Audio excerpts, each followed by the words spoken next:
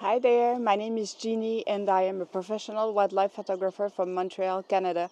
Thank you for joining me today for this new video where I will be talking to you about my new Vinguise Smart Bird Feeder with camera.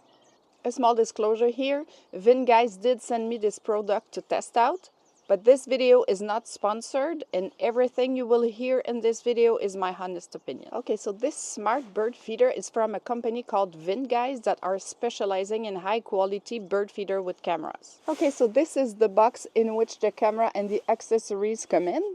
Let me read you a few of the specs that are written on it. So the smart bird feeder is equipped with a 2.5K UHD high quality camera. The camera has a color night vision mode. It has bird identification. It can identify 11,000 plus bird species. You have real-time notification. It instantly notifies you when a bird is coming to your feeder. It has an IP66 waterproof function. It also has a solar charger that provides continuous eco-friendly energy.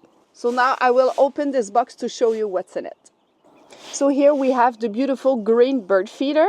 I really like that it has dual tone and subtle colors, so it blends well with nature around. The bird feeder is made out of plastic, but it seems to me that it is very well built and it looks also solid, so I think it's gonna last for a long time. This is the nice orange perch with the jelly cup that comes with it. Here we have the mounting bracket, the solar panel to charge the camera at all time, the antenna. We have two forks, so in this bag we also have all the screws and parts that you need to attach your camera. So now that we have seen everything that is in the box, I will go set up the bird feeder with the nice 2.5K camera, which should give us very nice results, and I will show you what kind of birds come to the feeder. So I have decided to install my bird feeder behind my woodshed, and this is how it looks like. Now that everything is in place, I just have to wait for the birds to come and visit.